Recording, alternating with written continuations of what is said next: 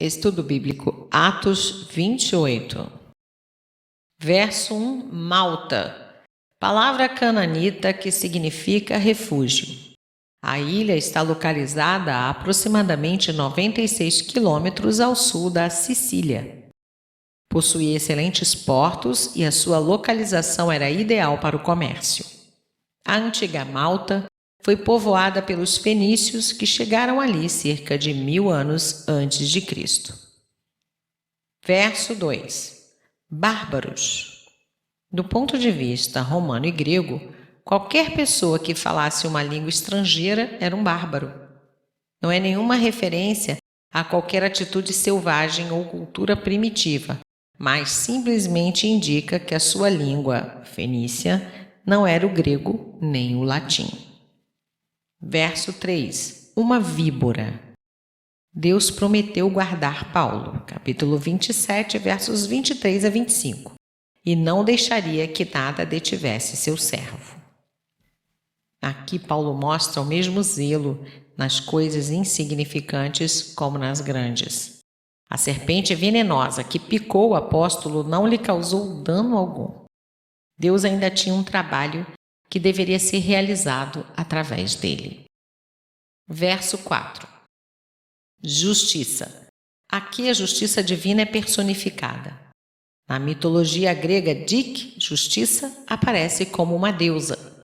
Alguns sugerem que a serpente não era venenosa, mas a palavra grega traduzida por víbora, nesse versículo, é usada para designar animais perigosos e cobras venenosas. E há pouca razão para duvidar da identificação pelos ilhéus da cobra como sendo venenosa.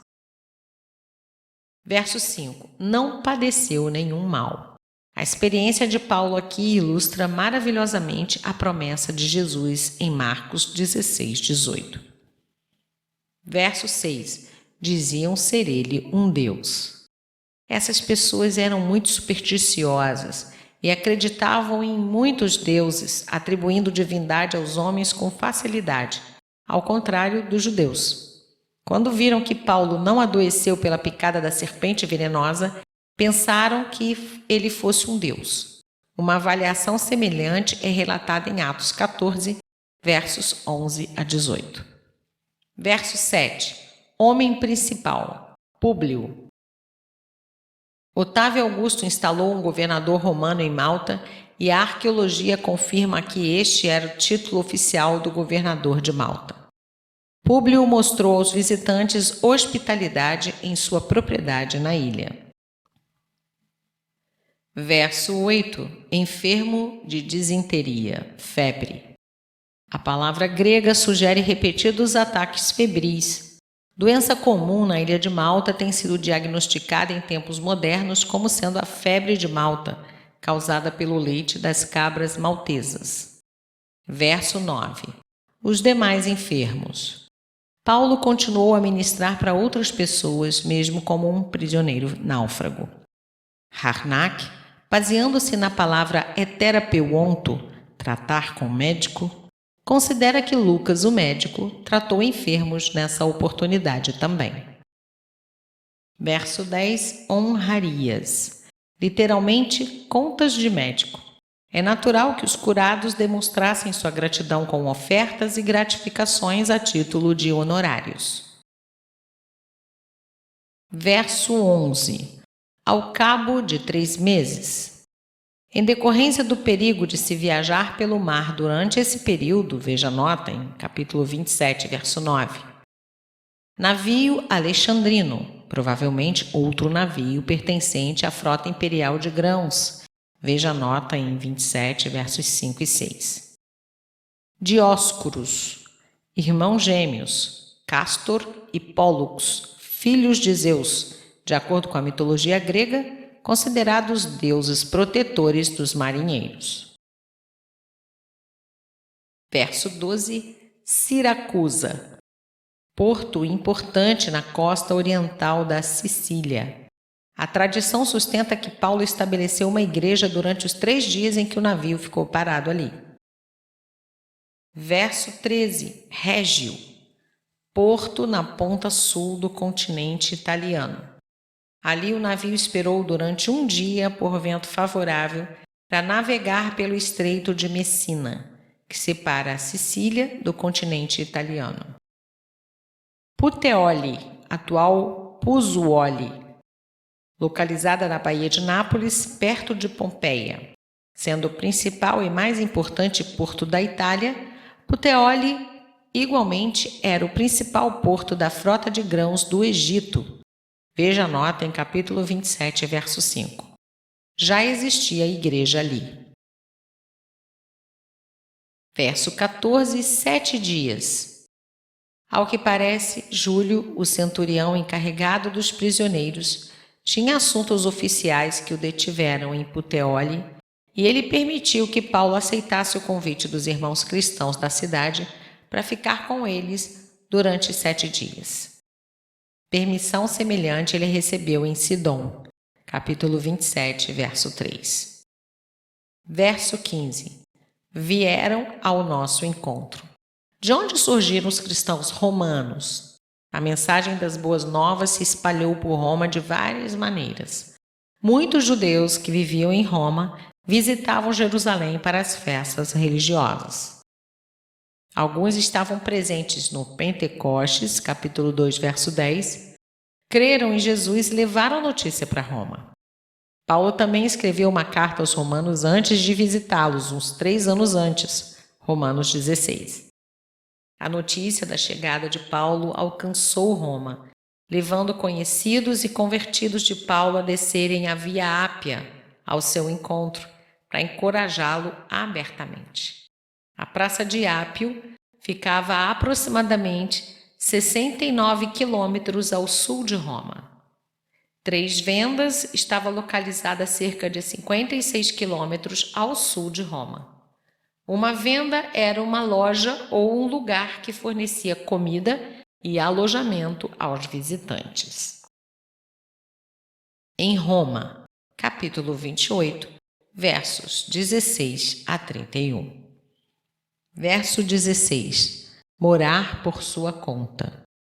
Possivelmente, mediante a intervenção de Júlio, Paulo recebeu permissão de viver sob a guarda na casa que ele alugou. Verso 30. Ali ele podia receber seus amigos e ministrar para grupos tais como os judeus romanos. Esta é a última seção escrita na primeira pessoa do plural. Entretanto, uma vez que Lucas é mencionado na correspondência de Paulo escrito em Roma, Filemão 24, Colossenses 4,14, está claro que ele permaneceu com o prisioneiro em Roma. Versos 17 a 29. A sexta e última defesa de Paulo registrada em Atos. Capítulo 22, versos 1 a 21. 22, de 30 a 23, verso 10. 24, versos 10 a 21. 25, versos 1 a 12. 26, versos 1 a 29. Verso 17. Principais dos judeus. O decreto de Cláudio para expulsar os judeus de Roma, capítulo 18, verso 2, deve ter sido temporário, porque os líderes judeus voltaram àquela cidade. Paulo convocou os homens mais proeminentes das sinagogas de Roma para lhes expor o seu caso. Costumes paternos. Paulo começou negando que era culpado de qualquer infração contra o povo judeu ou suas tradições. Capítulo 22, verso 3, 24, 14, 26, versos 4 e 5. Verso 19. Nada de que acusar minha nação. Paulo quer que fique bem claro que não apelara para César com a intenção de acusar os dirigentes da nação judaica. Verso 20. Pela esperança de Israel. Com isso, Paulo queria dizer que a sua fé cristã era o verdadeiro cumprimento da esperança do povo de Deus e, por causa disso, estava preso. Versos 21 e 22. F. Bruce, Commentary on Acts, sugere logicamente que a essa altura os líderes judeus não estavam falando a verdade. Seria impossível não estarem familiarizados com a igreja cristã em Roma, uma vez que sabemos da carta de Paulo aos Romanos que ali existiu uma igreja vigorosa. Veja também capítulo 18, verso 2.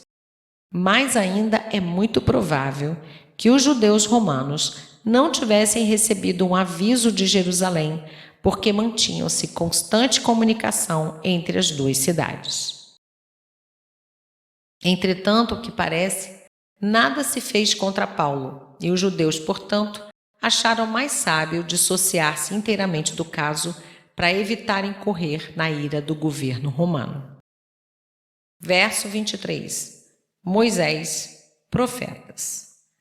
Paulo usou o Antigo Testamento para ensinar os judeus que Jesus era o Messias, o cumprimento das promessas de Deus. Verso 25. Falou o Espírito Santo. Paulo reconhece plenamente a inspiração dos autores humanos das Escrituras, neste caso, Isaías. Versos 26 e 27. Esta citação de Isaías 6, versos 9 e 10, utilizada contra os judeus por Jesus, Mateus 13, 13, paralelos, Romanos 11, 8 e João 12, 39 e 40, é frequente. Confirma que a rejeição de Cristo por Israel cumpre as Escrituras. Verso 28, gentios. É notável o fato que, a partir dessa data, os cristãos se preocuparam muito pouco com a evangelização dos judeus até os nossos dias. Verso 30, 2 anos. O mesmo termo técnico usado em capítulo 24, verso 27, Paulo foi detido pelo período máximo legal, o que sugere que seu caso não foi ouvido pelo tribunal de César, talvez por falta de acusadores. Filemão 22 revela a esperança que Paulo alimentava de logo ser liberto. Durante esses 2 anos, Paulo escreveu as epístolas aos Efésios, Filipenses, Colossenses e a Filemão. Em 63 d.C., aproximadamente, Paulo foi absolvido e solto. Durante uns poucos anos, continuou seus trabalhos missionários e talvez tenha ido até a Espanha, conforme planejara, Romanos 15, 28. Durante esse período, escreveu 1 Timóteo e Tito. Foi preso de novo, cerca de 67 d.C., e levado de volta a Roma. 2 Timóteo foi escrita durante esse segundo encarceramento em Roma. A prisão de Paulo só terminou ao ser ele decapitado, sofrendo o martírio sob o imperador romano Nero. Verso 31. Com toda intrepidez, sem impedimento algum. Para Paulo, Lucas e todos que vieram depois, a mensagem sobre Jesus e o glorioso reino de Deus deveria seguir em frente em triunfo.